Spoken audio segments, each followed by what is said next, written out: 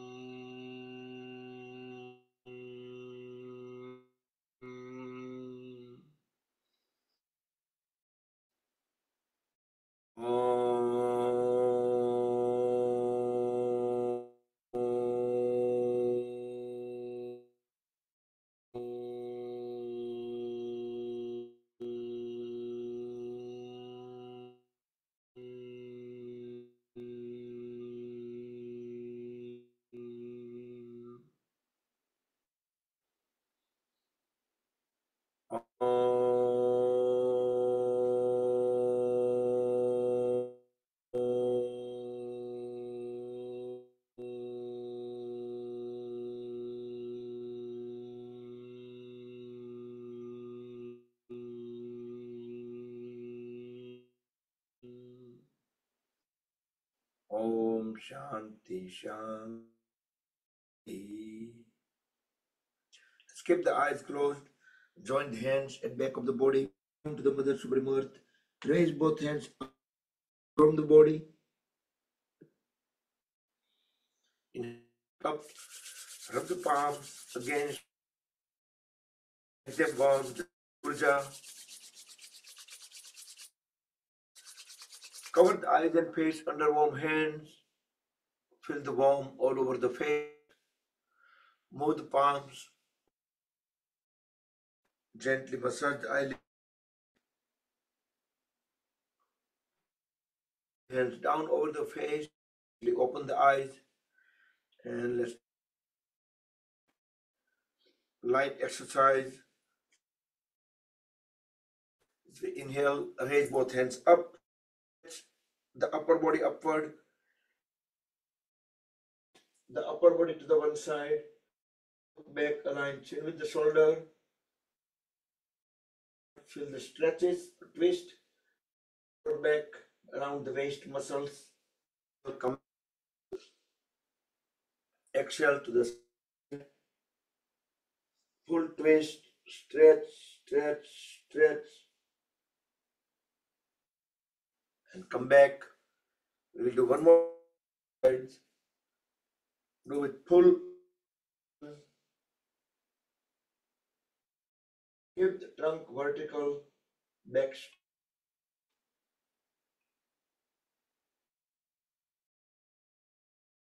Come back and complete onto the second side.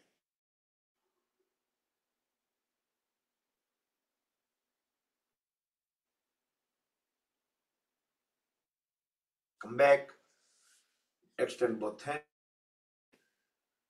Drop the right hand down on the floor wherever it reaches. Inhale, raise the left hand up, stretch the left palm toward the ceiling. As we exhale, bend sideways towards the right side. Keep looking up into the ceiling. Make sure the knees stays down. Inhale, slowly back to center. And same thing for the second side.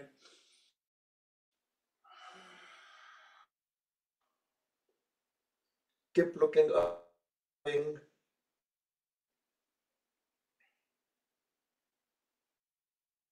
Come back and we'll do one more on the sides.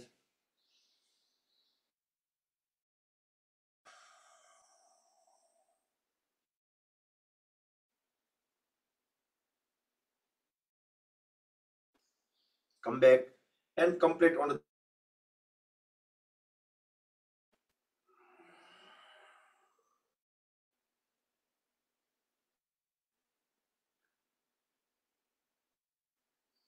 back and stand up. Separate the feet 3 to 4 feet.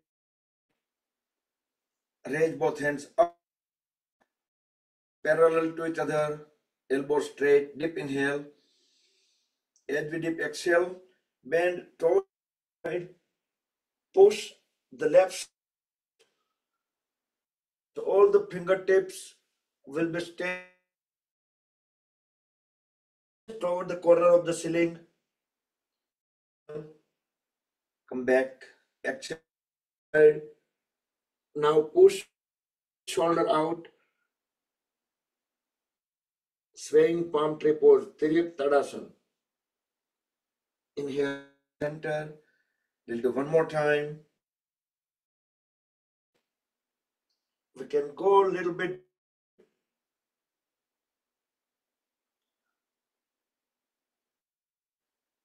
Come back. Right onto the second side.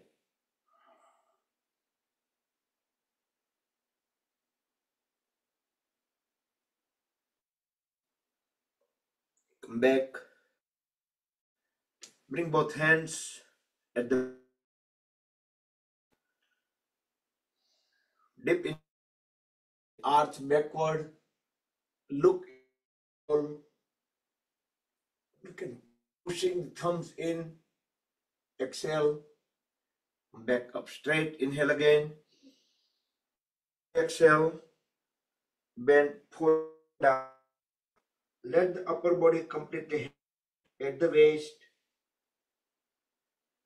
Keeping the knees straight without any resistance. Let the upper body fall completely down. Inhale. And let's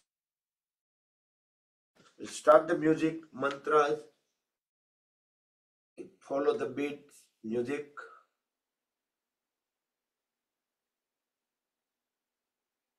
So 2 plus 30. So first two Surya Namaskars is further towards the warm-up. Keep the full awareness into the body. Let's roll the shoulders back and down.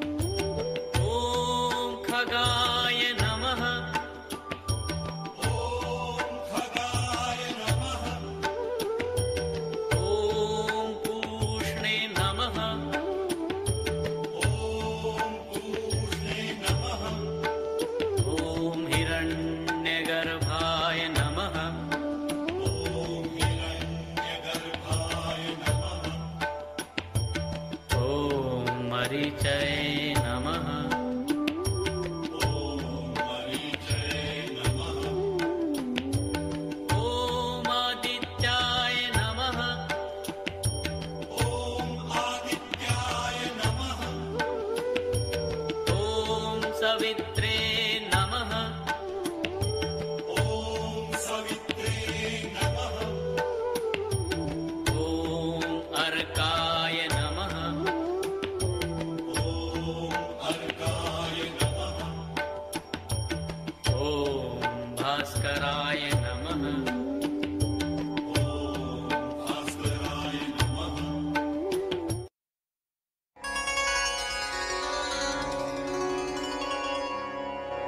ॐ मित्राय नमः।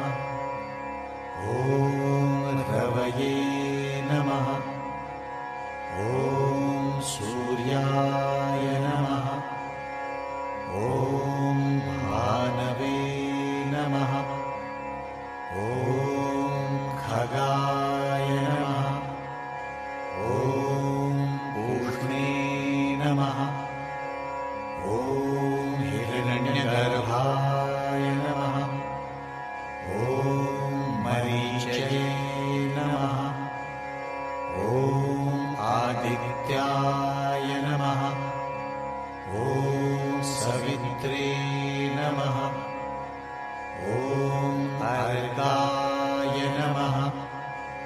ॐ भास्कराय नमः। ॐ श्री सवितृ सूर्यनारायणाय नमः। ॐ मित्राय नमः। ॐ रवये नमः। ॐ सूर्याय नमः। ॐ भानवे नमः। ॐ खगाय नमः। ॐ पूष्णे नमः। ॐ हिरण्यगर्भाय नमः। ॐ मरीचये नमः। ॐ आदित्याय नमः। ॐ सवित्रे नमः। ॐ अर्काय नमः।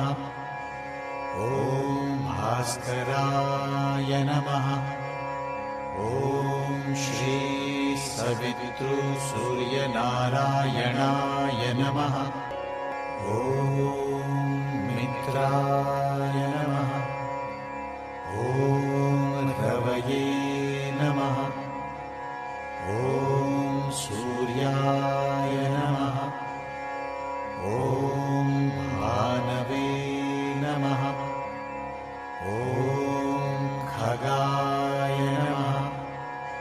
ॐ पूष्णे नमः। ॐ हिरण्यगर्भाय नमः। ॐ मरीचये नमः। ॐ आदित्याय नमः। ॐ सवित्रे नमः। ॐ अर्काय नमः। ॐ भास्कराय नमः। ॐ श्री सवितृ सूर्यनारायणाय नमः। ॐ मित्राय नमः।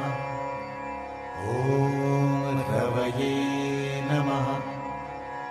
ॐ सूर्याय नमः। ॐ भानवे नमः। ॐ खगाय नमः। ॐ पूष्णे नमः। ॐ हिरण्यगर्भाय नमः। ॐ मरीचये नमः। ॐ आदित्याय नमः। ॐ सवित्रे नमः। ॐ अर्काय नमः। ॐ भास्कराय नमः।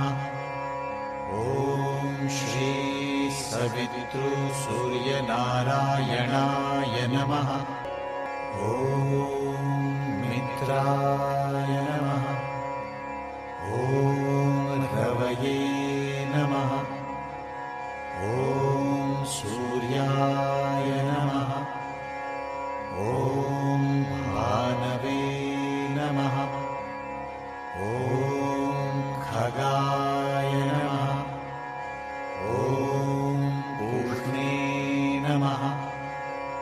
ॐ हिरण्यगर्भाय नमः। ॐ मरीचये नमः। ॐ आदित्याय नमः। ॐ सवित्रे नमः। ॐ अर्काय नमः। ॐ भास्कराय नमः। ॐ श्री सवितृसूर्यनारायणाय नमः। ॐ मित्राय नमः। ॐ रवये नमः। ॐ सूर्याय नमः। ॐ भानवे नमः। ॐ खगाय नमः। ॐ पूष्णे नमः। ॐ हिरण्यगर्भाय नमः। ॐ मरीचये नमः। ॐ आदित्याय नमः। ॐ सवित्रे नमः। ॐ अर्काय नमः। ॐ भास्कराय नमः। ॐ श्री सवितृसूर्यनारायणाय नमः। ॐ मित्राय नमः। ॐ रवये नमः। ॐ सूर्याय नमः। ॐ भानवे नमः। ॐ खगाय नमः। ॐ पूष्णे नमः। ॐ हिरण्यगर्भाय नमः। ॐ मरीचये नमः। ॐ आदित्याय नमः। ॐ सवित्रे नमः। ॐ अर्काय नमः। ॐ भास्कराय नमः। ॐ श्री सवितृसूर्यनारायणाय नमः। ॐ मित्राय नमः। ॐ रवये नमः। ॐ सूर्याय नमः। ॐ भानवे नमः। ॐ खगाय नमः। ॐ पूष्णे नमः। ॐ हिरण्यगर्भाय नमः। ॐ मरीचये नमः। ॐ आदित्याय नमः। ॐ सवित्रे नमः। ॐ अर्काय नमः। ॐ भास्कराय नमः। ॐ श्री सवितृसूर्यनारायणाय नमः। ॐ मित्राय नमः। ॐ रवये नमः। ॐ सूर्याय नमः। ॐ भानवे नमः। ॐ खगाय नमः। ॐ पूष्णे नमः। ॐ हिरण्यगर्भाय नमः। ॐ मरीचये नमः। ॐ आदित्याय नमः। ॐ सवित्रे नमः। ॐ अर्काय नमः। ॐ भास्कराय नमः। ॐ श्री सवितृसूर्यनारायणाय नमः। ॐ मित्राय नमः। ॐ रवये नमः। ॐ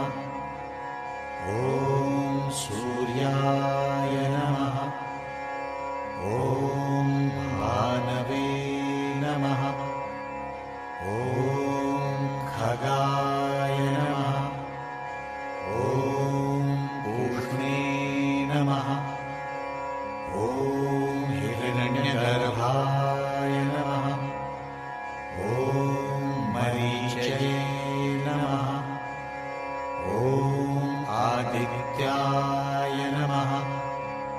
ॐ सवित्रे नमः। ॐ अर्काय नमः। ॐ भास्कराय नमः।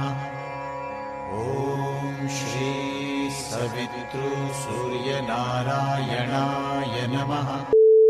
ॐ मित्राय नमः। ॐ रवये नमः। ॐ सूर्याय नमः। ॐ भानवे नमः। ॐ खगाय नमः। ॐ पूष्णे नमः। ॐ हिरण्यगर्भाय नमः। ॐ मरीचये नमः। ॐ आदित्याय नमः। ॐ सवित्रे नमः। ॐ अर्काय नमः। ॐ भास्कराय नमः। ॐ श्री सवितृसूर्यनारायणाय नमः। ॐ मित्राय नमः। ॐ रवये नमः। ॐ सूर्याय नमः। ॐ भानवे नमः। ॐ खगाय नमः। ॐ पूष्णे नमः। ॐ हिरण्यगर्भाय नमः। ॐ मरीचये नमः। ॐ आदित्याय नमः। ॐ सवित्रे नमः। ॐ अर्काय नमः। ॐ भास्कराय नमः। ॐ श्री सवितृसूर्यनारायणाय नमः। ॐ मित्राय नमः। ॐ रवये नमः। ॐ सूर्याय नमः।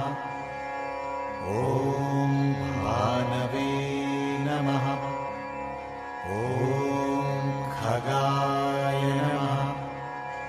ॐ पूष्णे नमः। ॐ हिरण्यगर्भाय नमः। ॐ मरीचये नमः। ॐ आदित्याय नमः। ॐ सवित्रे नमः। ॐ अर्काय नमः। ॐ भास्कराय नमः। ॐ श्री सवितृसूर्यनारायणाय नमः। ॐ मित्राय नमः। ॐ रवये नमः। ॐ सूर्याय नमः। ॐ भानवे नमः। ॐ खगाय नमः। ॐ पूष्णे नमः। ॐ हिरण्यगर्भाय नमः। ॐ मरीचये नमः। ॐ आदित्याय नमः। ॐ सवित्रे नमः। ॐ अर्काय नमः। ॐ भास्कराय नमः। ॐ श्री सवितृसूर्यनारायणाय नमः। ॐ मित्राय नमः। ॐ रवये नमः। ॐ सूर्याय नमः। ॐ भानवे नमः। ॐ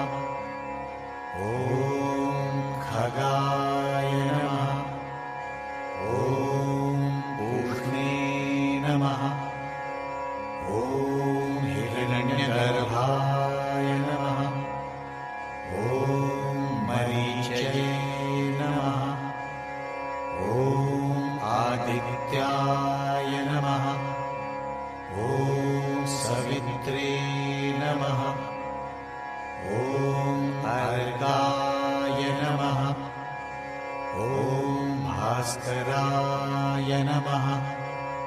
ॐ श्री सवितृसूर्यनारायणाय नमः।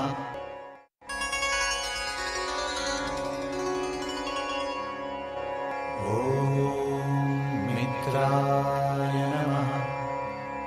ॐ रवये नमः। ॐ सूर्याय नमः। ॐ भानवे नमः। ॐ खगाय नमः।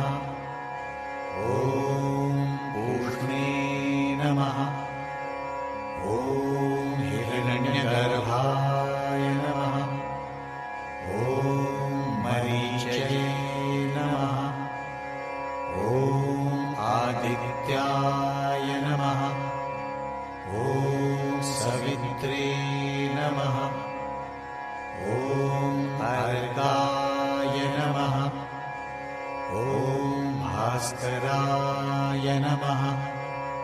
ॐ श्री सवितृसूर्यनारायणाय नमः। ॐ मित्राय नमः।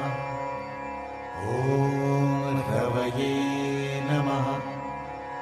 ॐ सूर्याय नमः। ॐ भानवे नमः। ॐ खगाय नमः। ॐ पूष्णे नमः। ॐ हिरण्यगर्भाय नमः। ॐ मरीचये नमः। ॐ आदित्याय नमः। ॐ सवित्रे नमः। ॐ अर्काय नमः। ॐ भास्कराय नमः। ॐ श्री सवितृसूर्यनारायणाय नमः। ॐ मित्राय नमः। ॐ रवये नमः। ॐ सूर्याय नमः। ॐ भानवे नमः। ॐ खगाय नमः। ॐ पूष्णे नमः। ॐ हिरण्यगर्भाय नमः। ॐ मरीचये नमः। ॐ आदित्याय नमः। ॐ सवित्रे नमः। ॐ अर्काय नमः। ॐ भास्कराय नमः। ॐ श्री सवितृसूर्यनारायणाय नमः। ॐ मित्राय नमः। ॐ रवये नमः। ॐ सूर्याय नमः। ॐ भानवे नमः। ॐ खगाय नमः। ॐ पूष्णे नमः। ॐ हिरण्यगर्भाय नमः। ॐ मरीचये नमः। ॐ आदित्याय नमः। ॐ सवित्रे नमः। ॐ अर्काय नमः। ॐ भास्कराय नमः। ॐ श्री सवितृसूर्यनारायणाय नमः।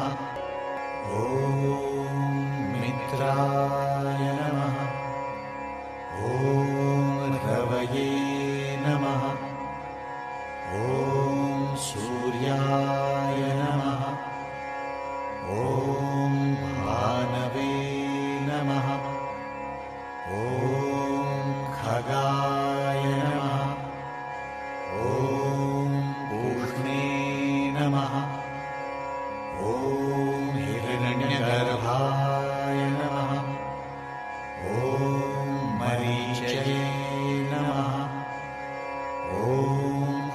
आदित्याय नमः। ॐ सवित्रे नमः। ॐ अर्काय नमः। ॐ भास्कराय नमः। ॐ श्री सवितृसूर्यनारायणाय नमः।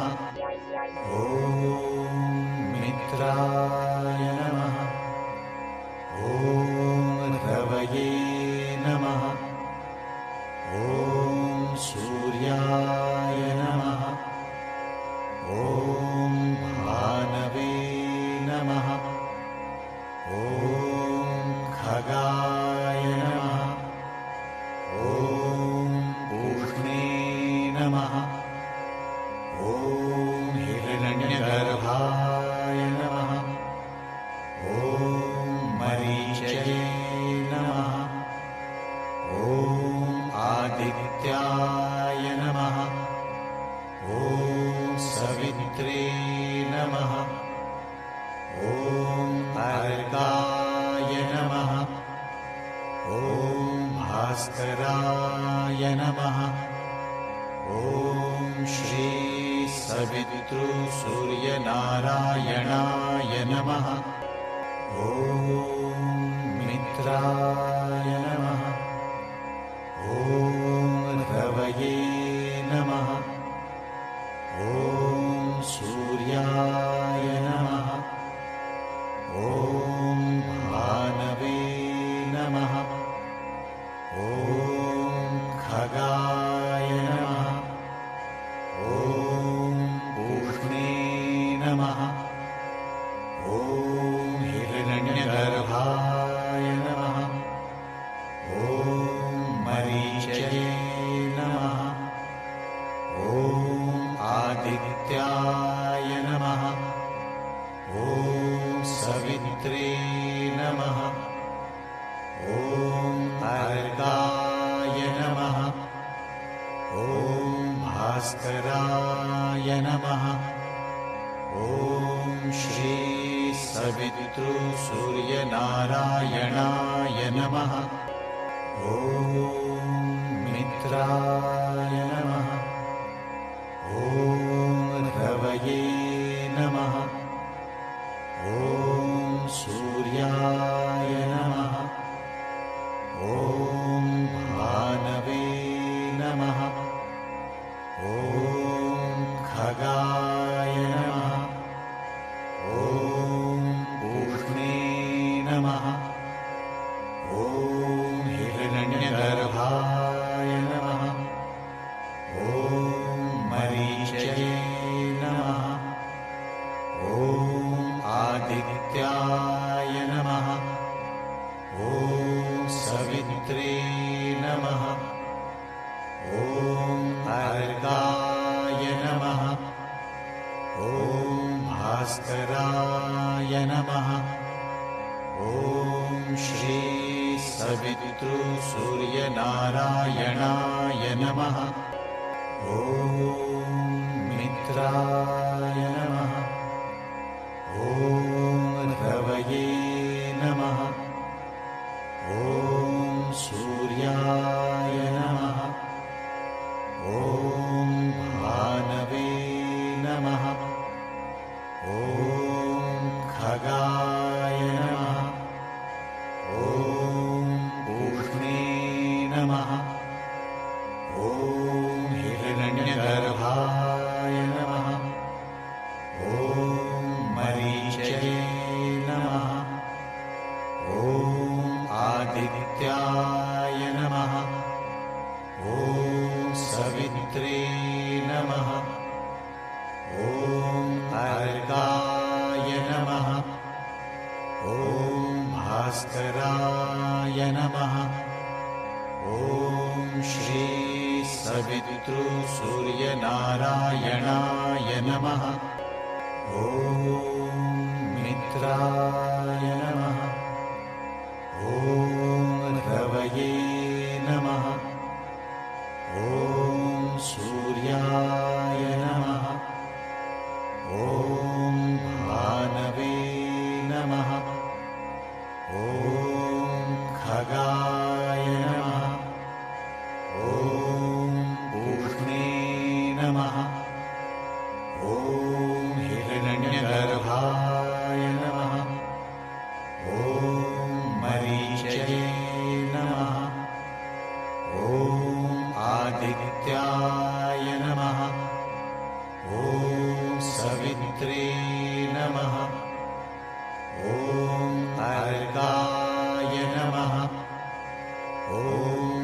भास्कराय नमः।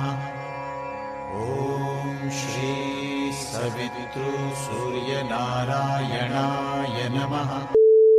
ॐ मित्राय नमः।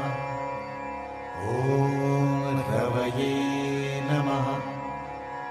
ॐ सूर्याय नमः। ॐ भानवे नमः। ॐ खगाय नमः। ॐ पूष्णे नमः। ॐ हिरण्यगर्भाय नमः। ॐ मरीचये नमः। ॐ आदित्याय नमः। ॐ सवित्रे नमः। ॐ अर्काय नमः। ॐ भास्कराय नमः। ॐ श्री सवितृसूर्यनारायणाय नमः। ॐ मित्राय नमः। ॐ रवये नमः। ॐ सूर्याय नमः। ॐ भानवे नमः। ॐ खगाय नमः। ॐ पूष्णे नमः। ॐ हिरण्यगर्भाय नमः। ॐ मरीचये नमः। ॐ आदित्याय नमः। ॐ सवित्रे नमः। ॐ अर्काय नमः। ॐ भास्कराय नमः।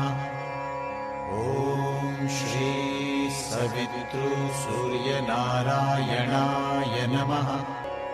ॐ मित्राय नमः।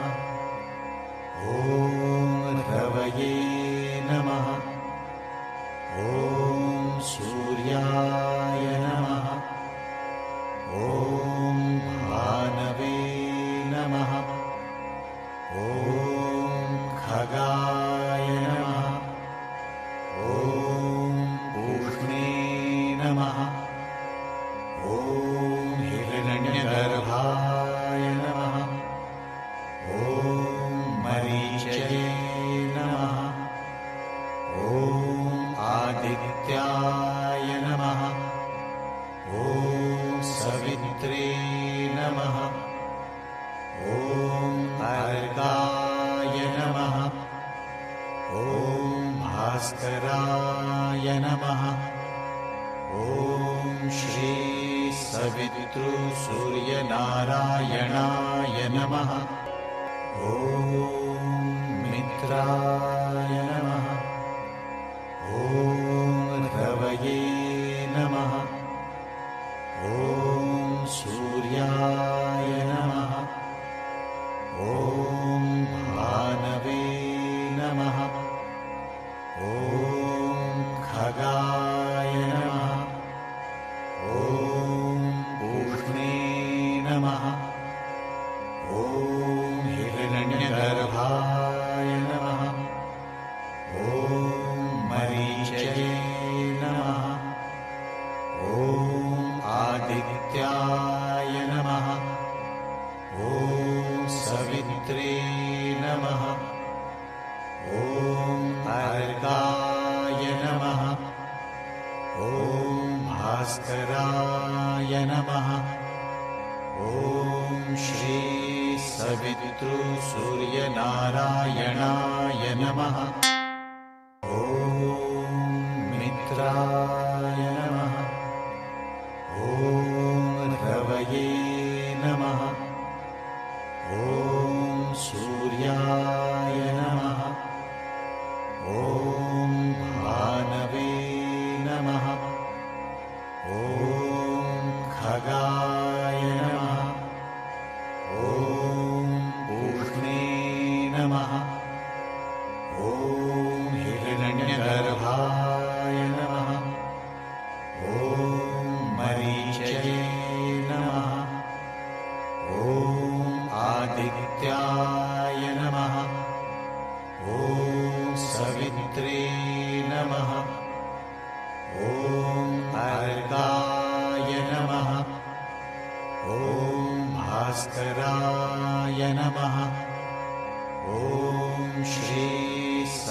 पितृसूर्यनारायणाय नमः।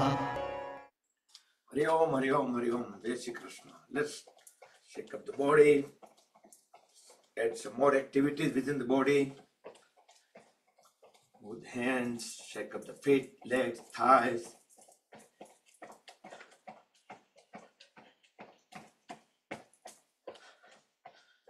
And more relaxation. Let's lay down in Shavasana.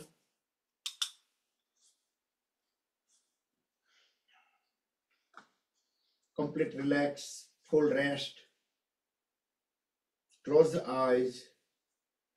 Deep inhale, deep exhale few times. Then let them be natural, normal. Feel the body weight on the floor. Notice how the weight is transferring to the floor.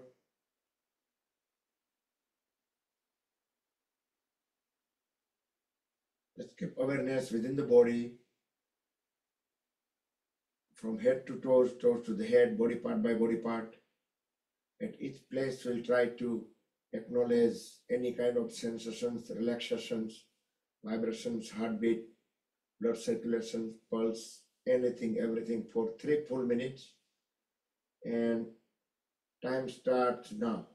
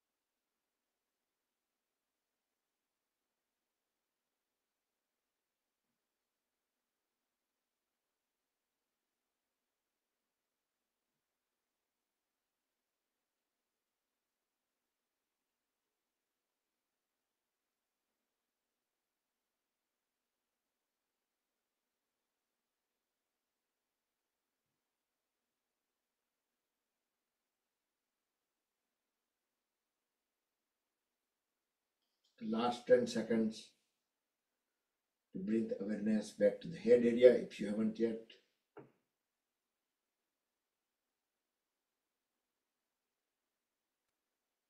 Bring feet together, wiggle the toes, move them onto side by side. Turn the head onto both the sides. Give body a big stretch, Yastikasana, stick pose. Full stretch, stretch, stretch. Push all the toes into one direction, all the fingers into opposite direction. Full stretch. and relax. Hold at both the knees, heels at the hips. Bring both hands sideways, palms facing down. Deep inhale. As we exhale, drop both knees together on the floor towards left.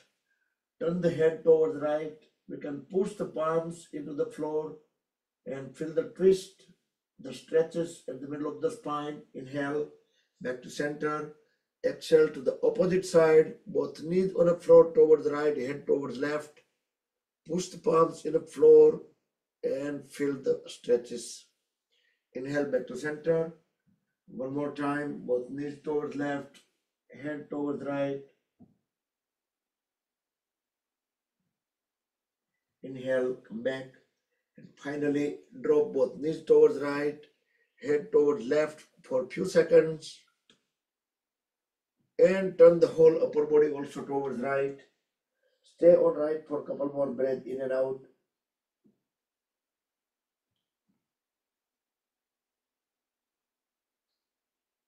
And with help of the palms and elbows, very gently bring the body into any comfortable sitting posture. Continue with closed eyes. Make a Vishnu Mudra on right hand. We will inhale and exhale on left. Chandra Nadi Pranayam for 1 minute. Deeply inhale on left and deeply exhale on left.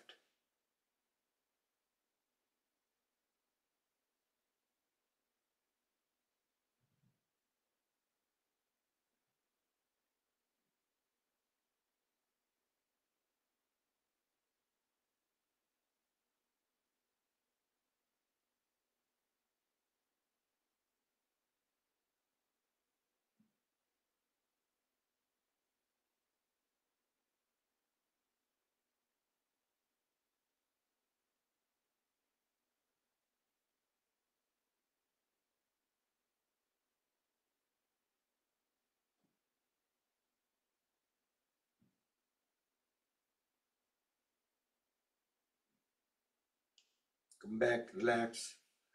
Continue with closed eyes. Bring both hands into Dhyan Mudra. Back straight, relax shoulders. Deep inhale, and we will chant one long Omkar. Feel the vibrations.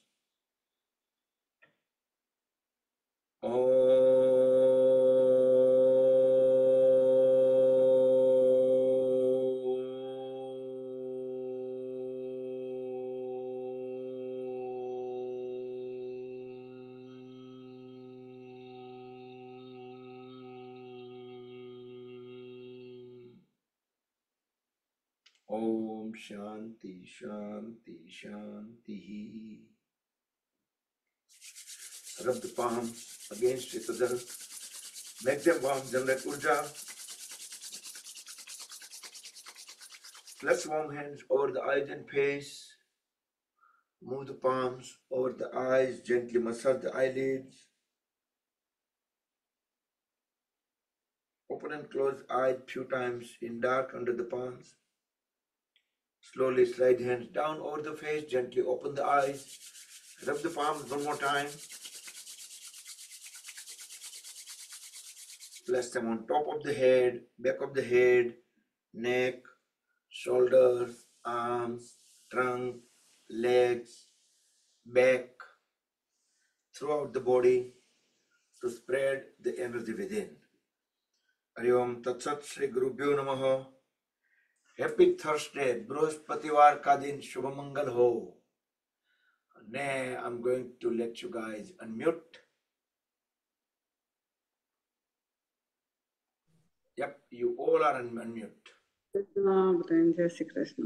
Jai Shri Krishna. Jai Shri Krishna. Jai Shri Krishna. Krishna. Jai Shri Krishna. Wonderful day.